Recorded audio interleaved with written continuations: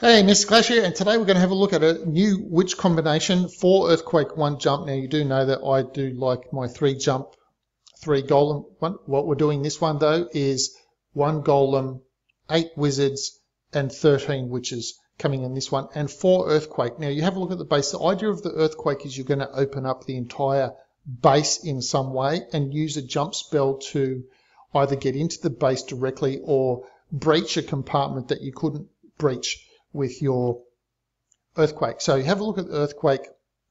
Now the thing that you do need to know about an Earthquake spell is that they will breach 8 walls. 8 wall pieces is what will be breached.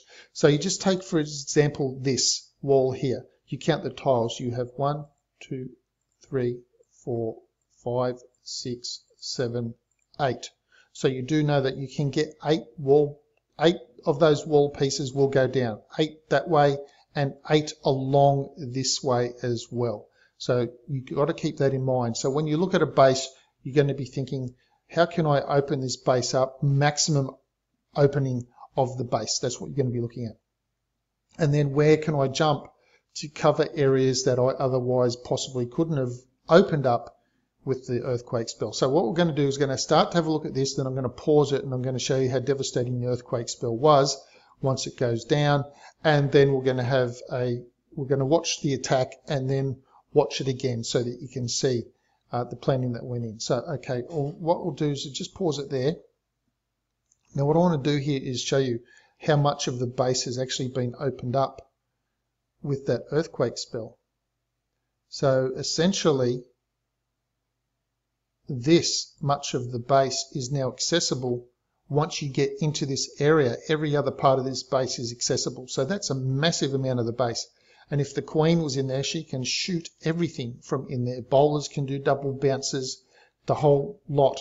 Now the only issue is how to get into the base from here. Now you can see here that seeing as that does cover the entirety of the base, that means to get into the base, you're either going to be jumping directly over here, you'll jump over here, or you're going to be jumping from over this side, but you're probably not going to jump from that side. So you know what I mean? Like you're jumping a closed area that you otherwise couldn't have accessed. You're going to jump that. So that would mean when you jump that entire part of the base has been opened up to you as well. So, okay, what we'll do is continue on. Watch the attack now. So just keep that in mind, that what you're going to be doing is when you look at a base with the 4 Earthquake version of the Witches Gobo Wee Wee in mind, you are looking for a way to open up maximum areas of the base. Now you did notice that there were a group of witches dropped on each corner, and then a small lot of witches in the middle. So that's basically, it's enabled you to get a nice little group of witches and skellies pathing down this outside, and witches and skellies and bowlers and golem coming in through the middle. So you can see now that that jump spell has just breached the entirety of that gap there. So that was the one remaining part of the base that didn't have access. The Queen's decided to go for a walk, but that's not going to be too much of an issue because there are plenty of wizards, bowlers, skeletons, and golem is still in the middle. Look, there's one bowler has missed out, so he's going to be beating a wall for a little while. But you can see how having access to the entire rest of the base has basically meant that that base could get totally wiped out. So the biggest thing with this one is to analyze the base to make sure you can breach 8 wall pieces and get access to as much of the base as you can, and then also to have a jump spell which gives you access to an extra part of the base that you otherwise couldn't have, and that should be almost all of the base available to you. So we'll just speed up this last little bit now, and then we'll have a look at the attack again now that you know what to look for. We'll have a look at the attack again. So look at the massive amounts of skellies left over. We are seeing that a lot. As per usual, Queen ability not often being used until the end, and the skeleton spell use as well. So do keep an eye out for the skeleton spell, how that's used. You'll see it's getting used on this geared up cannon that's in single shot mode. Now the thing with the geared up cannon, if you're thinking of making your cannon a double shot cannon, by the time that double shot cannon moves around and acquires a skeleton as a target, if that skeleton is gone down, then the cannon pauses and it has to try and move around and acquire another target.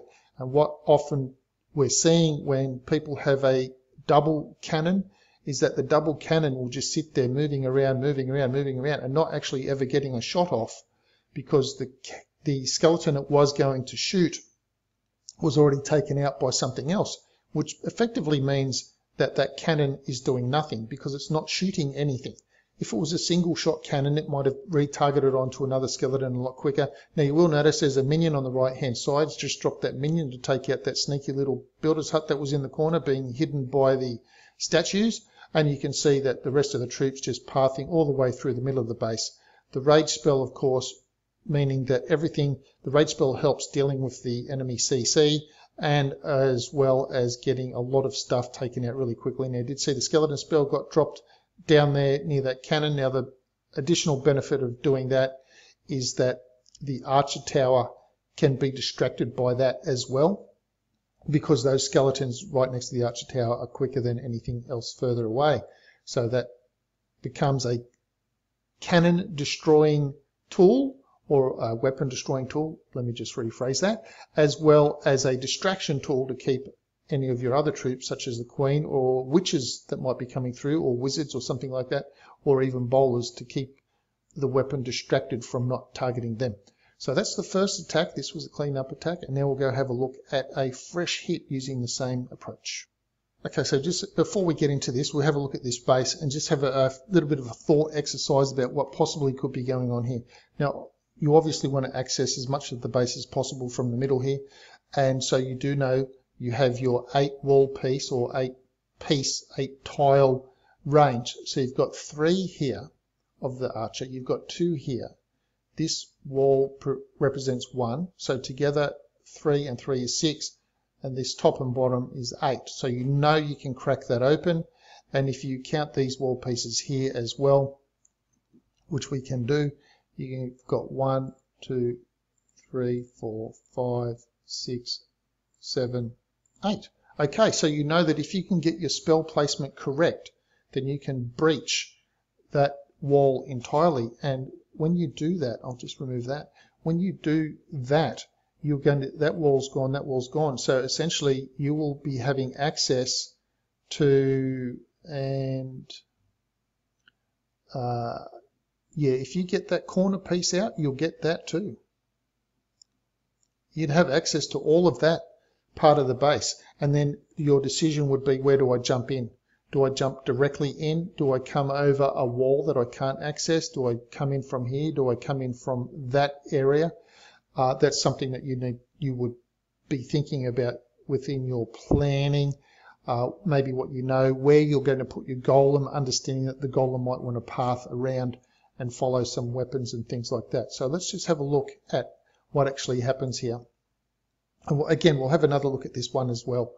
But when you're trying to come up with this plan yourself, you know, you can see that he did get part of this wall here.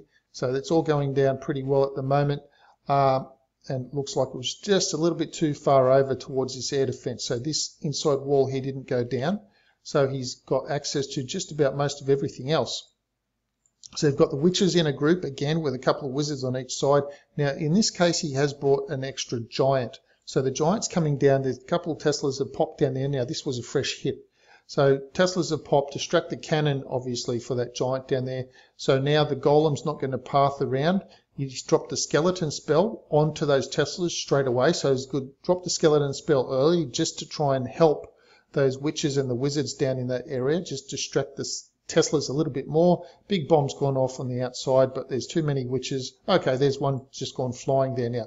So rage spells come in, clan troops have come out. Now you do know that bowlers, witches, wizards, everything, they do aggro onto the enemy clan troops. So they've punched through the wall now with the aid of the king. King's ability's been used. He's through the wall, Queen's in, and now they've got access to everything that's in the middle. Bit of a troll Tesla on the right hand side. You can see Queen's taking out the bomb tower. And now from there, without needing to wait for a jump spell to peter out. So you saw in the last attack that you saw that one of the bowlers got stuck on a jump spell, where the jump spell wore away. So in this case, all the jump spells would have probably be faded by about now, and the Queen would be over there near the wizard, and now she'd be trying to get back to this right hand side archer, and she wouldn't be able to shoot. She wouldn't be able to. She'd have to sit there shooting a wall if the witches weren't able to do it. So in this case, you can see that there's a little bit of an extra benefit for bringing 4 earthquakes. So the 4 earthquake take up the same spell slots as 2 jump spells do.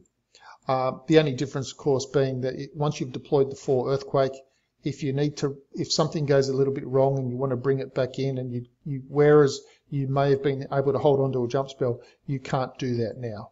That's the only difference. Otherwise, and of course you can see that bringing the 13 witches has basically made this attack quite devastating. Like I said, this was a fresh hit. We'll have a look at this one again just quickly. You can see it's over in about 2 minutes 20. Now normally you might not look at it, you might look at a base like this and you might think, oh, I'm not really too confident with doing like a witch base Gobo Wee or something like that on this sort of a base. Maybe too many compartments to try and jump through. That's where the triple jump sort of helps in that regard. But in this case, by having those 4 walls down, then there is no concern about a jump spell running out and troops getting trapped anywhere. So one of the keys to look at is in the base that you are going to attack, if you're going to use this troop combination with the 13 witches and the 4 earthquake, is how much of the base can you open? If this part here with the blower was a normal weapon, then you would have had a wall piece, wall piece, wall piece, and 3 and 3. That would have been 9, and the earthquake spell would not have been able to breach going northwest to southeast. It wouldn't have been able to do that.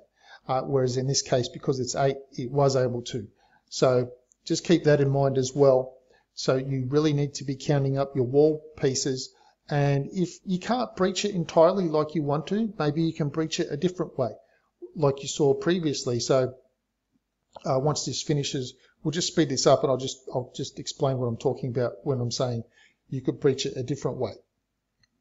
So I'll just let this finish for the moment, because you do have the jump spell. So the jump spell can take a different role in your ability to breach. So you can see how in this case he's come into pretty close proximity to where the earthquake was, whereas in the other one he was breaching a wall that the earthquake couldn't get, so that he could come in through to the earthquake. So that's the sort of thing that I'm talking about when I'm saying maybe you can use the jump spell in that way. So just quickly, so even if you could only get this like that, which would still open up all of this part of the base, you might be able to just jump in through here and then beat through this wall. That's the sort of thing that I'm talking about. Or just jump directly in, which gives access to that, and then these things will come back and now you've got the rest of the base. That's the sort of thing that I'm talking about. So that's it for today's video. Those are the little considerations. 4 earthquake, there's the troop combination at the bottom, 13 witches, 1 golem, 7 or 8 wizards, depending what you want to bring. Boulders in the CC, 1 rage, 1 jump, 4 earthquake, a skeleton spell, and a poison. And so we come to the question of the day. So the question of the day is, why do Swedish, Norwegian, Danish, Finnish, why do their warships have barcodes on them? Why do their warships have barcodes on them? That's so that when they dock, they can Scandinavian. Because they're Scandinavian. Anyway, that's it for today's video. Do leave the video a thumb up. Do let me know if you've tried this combo and what sort of results you've had with it. We've been having some good results with it. Please subscribe to the channel if you haven't already, and I'll see you in the next video.